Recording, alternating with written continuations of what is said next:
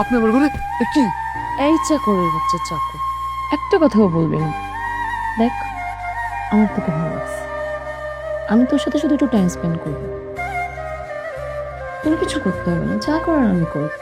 মেম সাহেব, আপনি এক্ষণ এই মুহূর্তে আমার ঘর থেকে বেরোন, নাহলে কিন্তু আমি আপনার গায়ে হাত তুলবো। তুই তো আমার কথা শুনলি না, এবার দেখ আমি কি।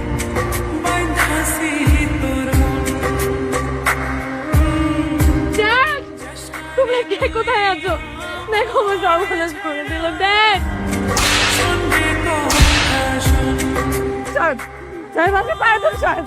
আমার ছেলে এইভাবে মাইরেন না। এই কারণে তোদের মুখে আমি আহার তুলে দিয়েছিলাম, লজ্জা করে না? এর প্রতিদান তুই এইভাবে দিলি? আমার কোনো দোষ নাই, আমি কিচ্ছু করিনি। চুপ শালার বেটা, মুখোমুখি তর্ক করছ না, একদম মেরা ফেলবো করে দিলাম। স্যার আপনি শুধু একবার অনুমতি দেন, ওর হাত পা ভাইঙ্গা ওর পুলিশ দিয়ে ধরাই দিই। আরে তোরে কি আমি এত লেখাপড়া শিখাইয়া বড় করছি কি এই জন্য? অবিশ্বাস করো মা, আমি কিছু করি নাই মা, আমার কোনো দোষ নাই। ম্যাডামই তো আমার ঘরে গিয়ে আমার লগে ফকিন্নির বাচ্চা ফকিন্নি, আর কত মিথ্যা কথা কবি তুই? ওকে জুতার মালা দেওয়া লাগবে, এটা হলো উপযুক্ত শাস্তি। ম্যাডাম, তুমি দাঁড়িয়ে আছো কেন? চুন কালি মাখিয়ে দাও। Okay madam. যেদিন থেকে দেখছি তোরে বাড়ছে বুকে টান। মির্জা সাহেব, আজ আপনারা ধনী বইলা আর আমরা গরিব বইলা আপনি আমার উপরে এইভাবে অত্যাচার করলেন। আপনার মাইয়া মিথ্যা নাটক সাজায় আমারে আর আমার মারে এইভাবে অত্যাচার করে। মির্জা সাহেব, মনে রেখেন, সময় একদিন আসবে, একদিন সময় আসবো, সেই দিন কে ধনী কে গরিব সব পাল্টে যায়। ম্যানেজার, এই চোখে গেটের বাইরে বের করে দে, তোরা ধাক্কা দিয়ে বের করে দে।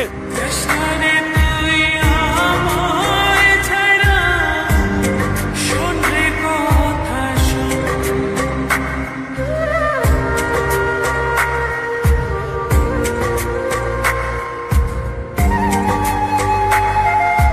আল্লাহ, আমরা গরিব বলে কি আমরা মানুষ না?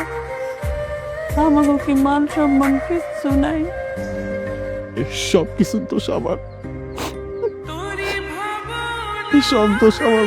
আমাদের তুমি মাফ করে দাও। আমি কেমন সন্তান? আমার মায়ের যে আমার জন্ম দিছে তার সম্মান আমি রক্ষা করতে পারলাম না। আমার চোখের সামনে আমার মার ওই চুনকালি দিল, আমি কিছু করতে পারলাম না। তাকায় তাকায় দেখলাম।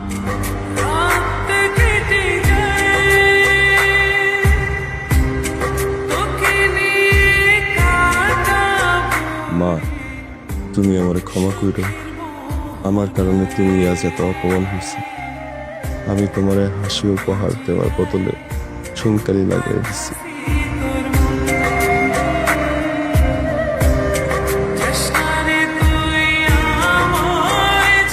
সাহেব, তুই এই ফকিরের বাচ্চা, ভিক্ষার থালা হাতে নিয়ে দাঁড়িয়ে আছিস, তুই কোন সাহস আমার নাম ধরে রাখতেছিস?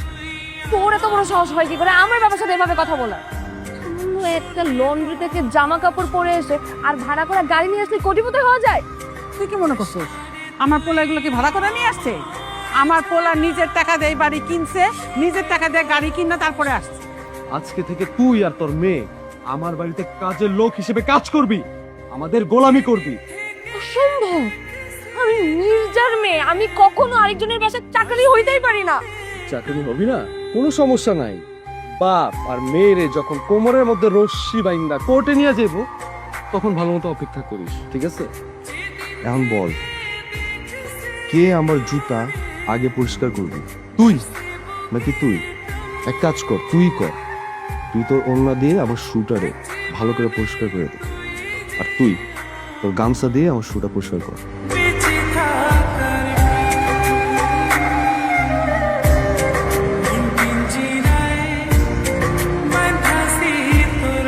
তুই না আমার বাড়িতে গিয়া হঠাৎ করে একদিন কিসের জন্য প্রস্তাব দিছিলি, সেটাতে আমি রাজি হই নাই দেখা তুই আমার মানুষ দিয়ে মায়ের খাইছিলি, মনে আছে তো?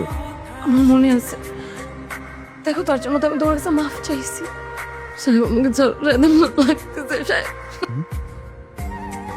ছাড়বো না, ছাড়া কিছু নাই তো। মাফ করে দেওয়ার তো প্রশ্নই আসলে, মাফ কেন চাইতেছো? মাফ চাও না।